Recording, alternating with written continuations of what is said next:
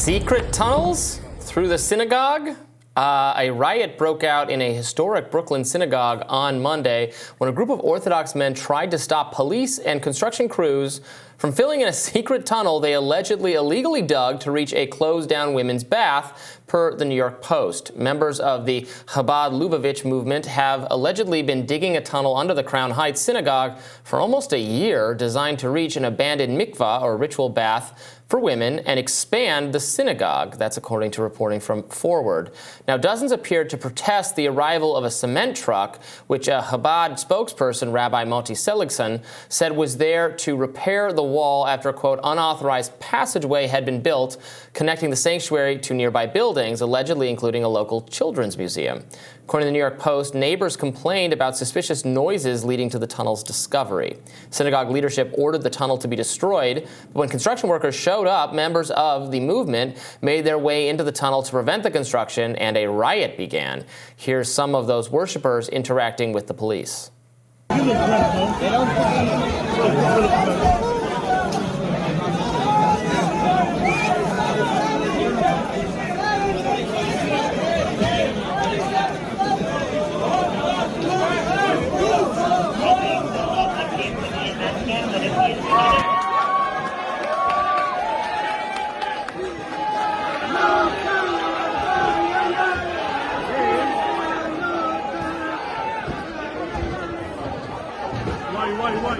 Now, 12 Hasidic men were arrested on Monday after breaking into the synagogue headquarters and allegedly damaging the synagogue underneath it, according to officials.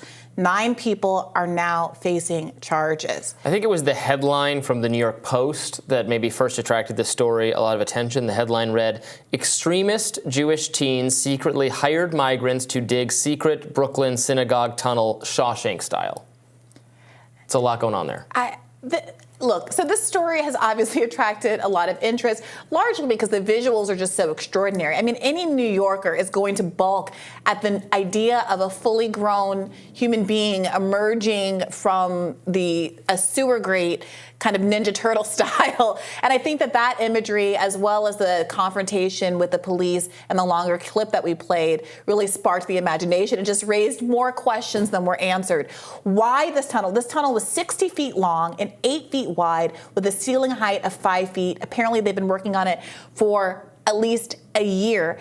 And I think even now, days into the story, a lot of questions remain about the why of the tunnel, the necessity of the tunnel. Initially, people were saying that it was a COVID era attempt to get around shutdowns. But if it's only been being built for about a year, it's unclear whether there were really any meaningful policies in place that would have precluded people from going wherever they wanted in New York City.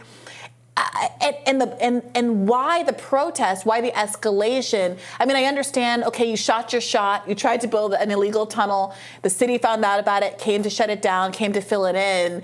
What was hoped to be gained by a direct confrontation with the police to defend one's, eminent domain rights to the underground of New York City? And there was also some concern about whether or not the tunnel would imperil the structural integrity of the Chabad house, which apparently is of broader significance to the community. Right. The synagogue itself wants the tunnel filled in. They own the space. I mean, we got to have law and order. If they want it filled in, they get it that way. You know, I don't have any problem with the tunnel being taken care of, disposed of. I get what I'm gathering is that online there was a lot of reaction that was sort of anti-Semitic in nature. A lot of people saying that Jews hiding under the floorboards, trying to get at the children in the museum, trying to get at the women's bath. I saw. Andrew Tate, for instance, made a nasty comment about it.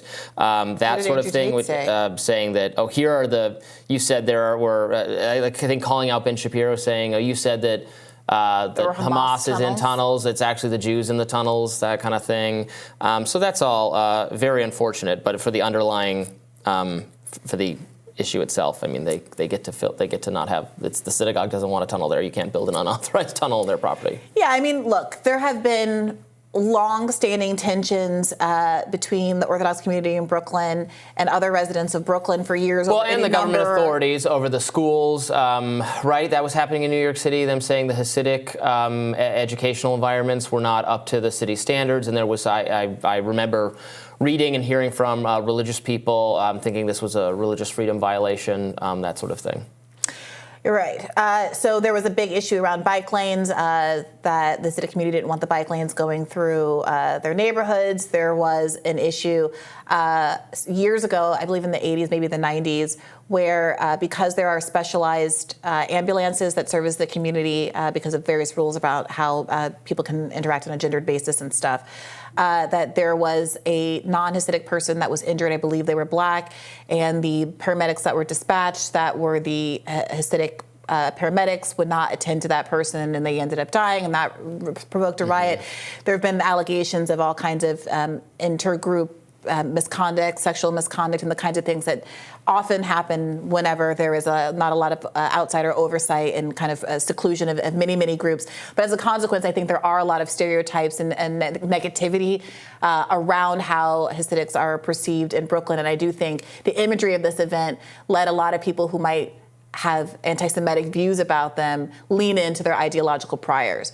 However, that aside, it's hard not to look at the remarkable imagery of a full-grown, fully dressed human emerging from the sewer and want to know a lot more about how this happened. I'm really looking forward to seeing more pictures and photographs of exactly what kind of architectural feats were accomplished underneath this building before they were thwarted, and to hear more about what the kind of political divisions are that are apparently separating the tunnel diggers from the institutionalists who are trying to get it filled in. I mean, I was ready to dig a tunnel out of my apartment during COVID, so again, I understand. And I think, you know who I think is really behind this? Who? The Dharma Initiative, which is another Lost reference. You're going to have to watch this show. By next week, you can finish the whole thing. It's only like 120 episodes. That doesn't feel like a next week project. If you start it, you won't stop. Are they hour-long episodes? Yeah, if you start it, you won't stop. No, You'll do this all weekend. I started watching Lost in college when it was happening, and I was watching with a friend who then got sick, and while he was home from class and I was at class, sped along without me, that's how I fell behind. And so as a matter of principle, I kind of feel like I don't want to watch this the same way I fell out of watching Upstairs, Downstairs, what you call it? Downton Abbey? Downton Abbey, yeah. My mom did that to me with Downton Abbey, and I'm still behind. So I'm standing on principle on this one, Robbie. The betrayal can sting. If you make a few more Lost references, I might have to finally bend the knee. We'll see if I can get them in next week. More Rising right after this.